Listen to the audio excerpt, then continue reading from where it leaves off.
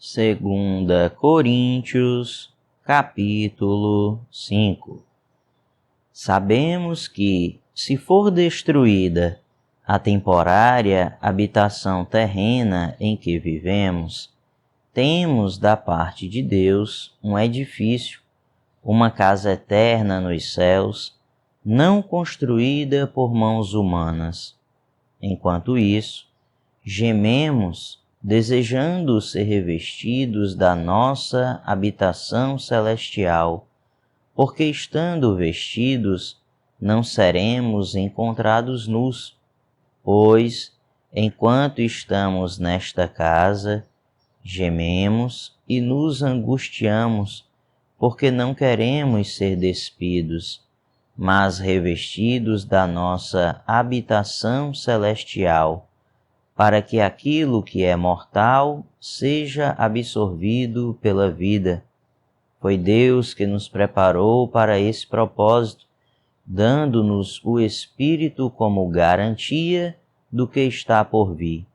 Portanto, temos sempre confiança e sabemos que, enquanto estamos no corpo, estamos longe do Senhor, porque vivemos por fé e não pelo que vemos.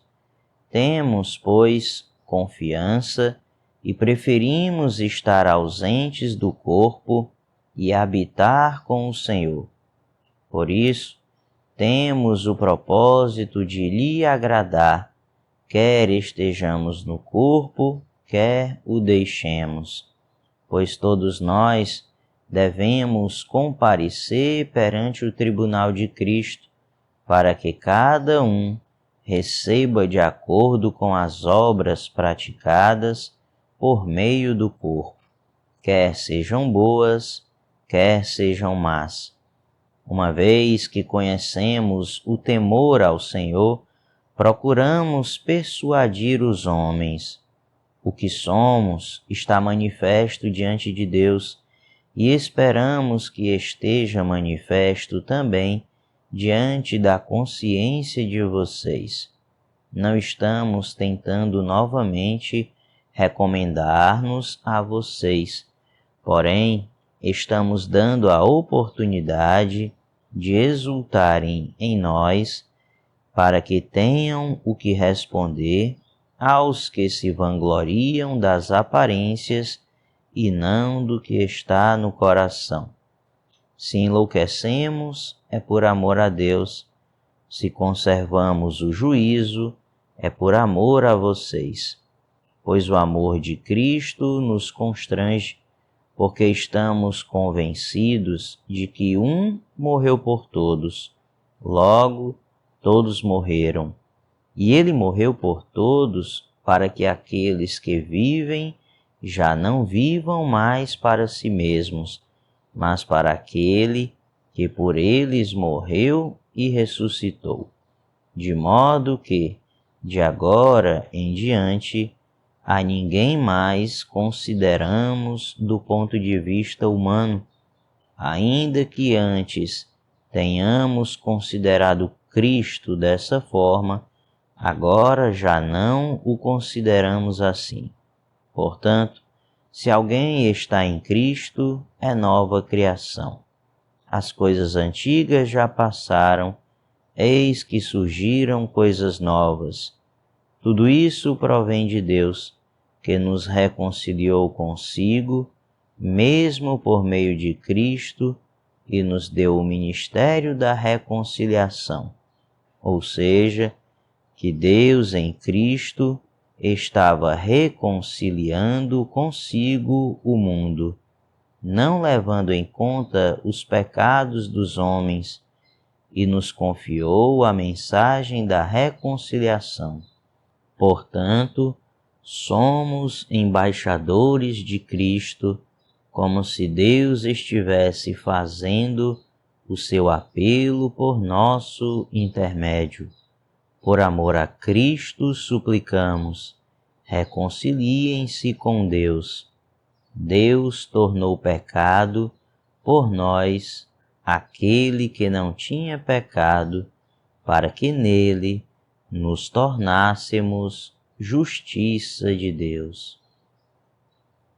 Segunda Coríntios, capítulo 6. Como cooperadores de Deus, insistimos com vocês para não receberem em vão a graça de Deus. Pois ele diz: Eu o ouvi no tempo favorável e o socorri no dia da salvação. Digo que agora é o tempo favorável, agora é o dia da salvação. Não damos motivo de escândalo a ninguém, em circunstância alguma, para que o nosso ministério não caia em descrédito. Ao contrário, como servos de Deus, recomendamo-nos de todas as formas, em muita perseverança, em sofrimentos, privações e tristezas, em açoites, prisões e tumultos, em trabalhos árduos, noites sem dormir e jejuns, em pureza, conhecimento, paciência e bondade, no Espírito Santo e no amor sincero, na palavra da verdade e no poder de Deus, com as armas da justiça, quer de ataque, quer de defesa, por honra e por desonra, por difamação e por boa fama, tidos por enganadores, sendo verdadeiros, como desconhecidos, apesar de bem conhecidos, como se estivéssemos morrendo, mas eis que vivemos, espancados, mas não mortos, entristecidos, mas sempre alegres, pobres, mas enriquecendo muitos outros, nada tendo, mas possuindo tudo. Falamos abertamente a vocês, coríntios, e abrimos todo o nosso coração. Não estamos limitando o nosso afeto, mas vocês estão limitando o afeto que têm por nós. Numa justa compensação, falo como a meus filhos, abram também o coração para nós. Não se ponham em julgo desigual com descrentes, pois o que têm em comum a justiça e a maldade? Ou que comunhão pode ter a luz com as trevas? Que harmonia entre Cristo e Belial? Que há de comum entre o crente e o descrente? Que acordo há entre o templo de Deus e os ídolos? Pois somos santuário do Deus vivo. Como disse Deus: habitarei com eles e entre eles andarei. Serei o seu Deus e eles serão o meu povo. Portanto, saiam do meio deles e separem-se, diz o Senhor. Não toquem em coisas impuras, e eu os receberei, e serei o seu pai, e vocês serão meus filhos e minhas filhas, diz o Senhor Todo-Poderoso. Segunda Coríntios, capítulo 7. Amados, visto que temos essas promessas, purifiquemo-nos de tudo o que contamina o corpo e o espírito, aperfeiçoando a santidade no temor de Deus. Concedam-nos lugar no coração de vocês. A ninguém prejudicamos, a ninguém causamos dano, a ninguém exploramos. Não digo isso para condená-los. Já disse que vocês estão em nosso coração, para juntos morrermos ou vivermos. Tenho grande confiança em vocês e de vocês tenho muito orgulho. Sinto-me bastante encorajado. Minha alegria transborda em todas as tribulações, pois quando chegamos à Macedônia, não tivemos nenhum descanso, mas fomos atribulados de toda forma, conflitos externos, temores internos. Deus, porém, que consola os abatidos, consolou-nos com a chegada de Tito, e não apenas com a vinda dele, mas também com a consolação que vocês lhe deram. Ele nos falou da saudade, da tristeza e da preocupação de vocês por mim, de modo que a minha alegria se tornou ainda maior. Mesmo que a minha carta tenha causado tristeza a vocês, não me arrependo. É verdade que a princípio me arrependi, pois percebi que a minha carta os entristeceu, ainda que por pouco tempo. Agora, porém, me alegro, não porque vocês foram entristecidos, mas porque a tristeza os levou ao arrependimento, pois vocês se entristeceram como Deus desejava e de forma alguma foram prejudicados por nossa causa. A tristeza, segundo Deus, não produz remorso, mas sim um arrependimento que leva à salvação. E a tristeza, segundo o mundo, produz a morte. Vejam o que esta tristeza, segundo Deus, produziu em vocês.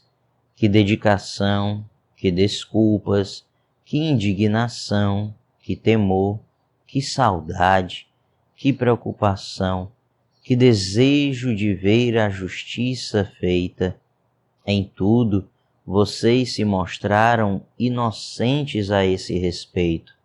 Assim, se escrevi, não foi por causa daquele que cometeu o erro, nem daquele que foi prejudicado, mas para que diante de Deus vocês pudessem ver por vocês mesmos como são dedicados a nós. Por isso, tudo fomos revigorados. Além de encorajados, ficamos mais contentes ainda ao ver como Tito estava alegre, porque seu espírito recebeu refrigério de todos vocês. Eu lhe tinha dito que estava orgulhoso de vocês e vocês não me decepcionaram.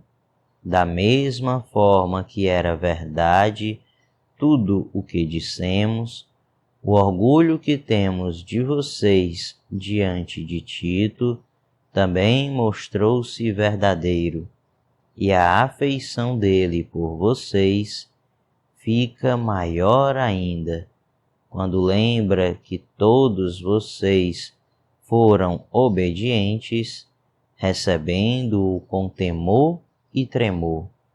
Alegro-me por poder ter plena confiança em vocês.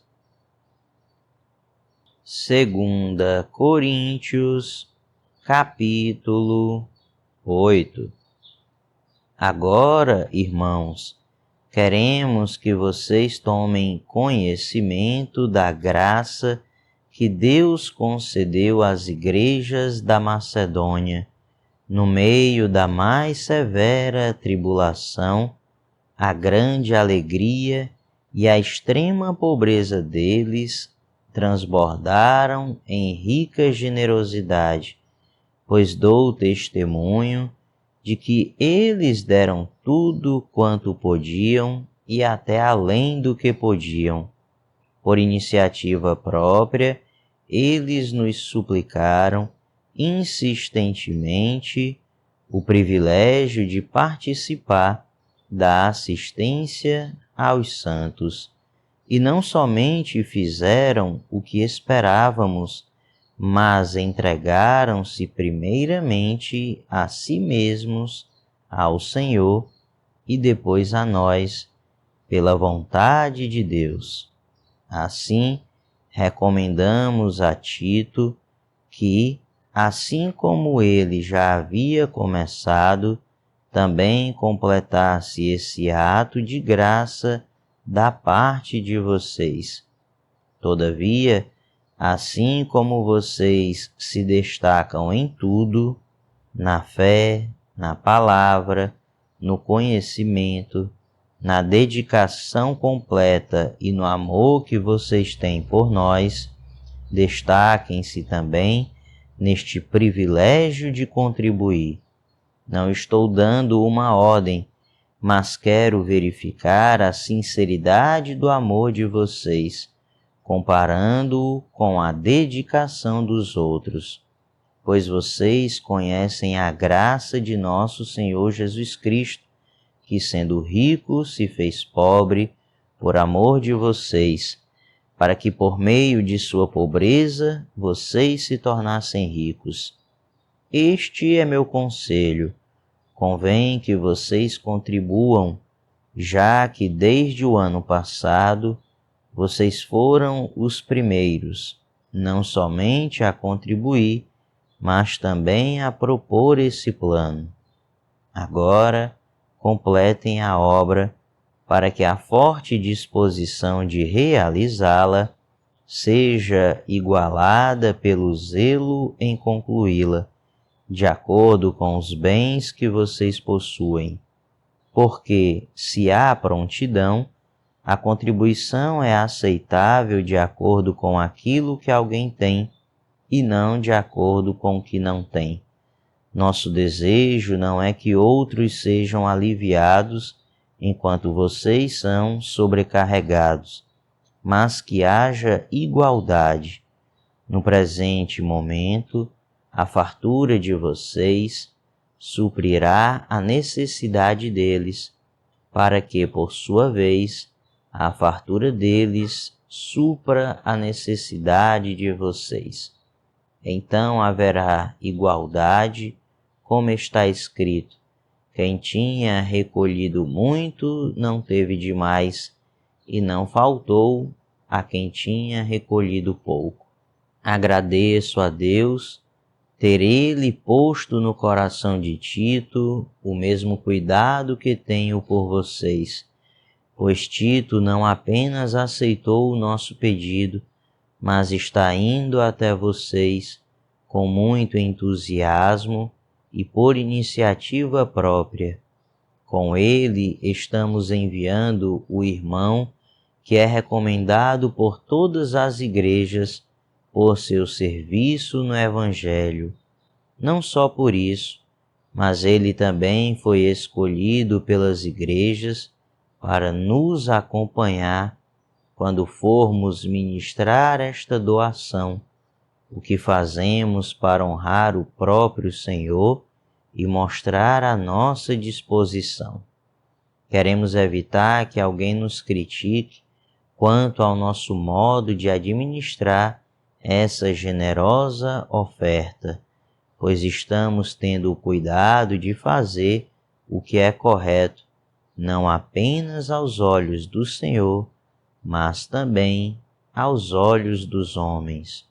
Além disso, estamos enviando com eles o nosso irmão, que muitas vezes e de muitas maneiras já nos provou que é muito dedicado, e agora, ainda mais, por causa da grande confiança que ele tem em vocês. Quanto a Tito, ele é meu companheiro e cooperador entre vocês. Quanto a nossos irmãos, eles são representantes das igrejas e uma honra para Cristo. Portanto, diante das demais igrejas, demonstrem a esses irmãos a prova do amor que vocês têm e a razão do orgulho que temos de vocês.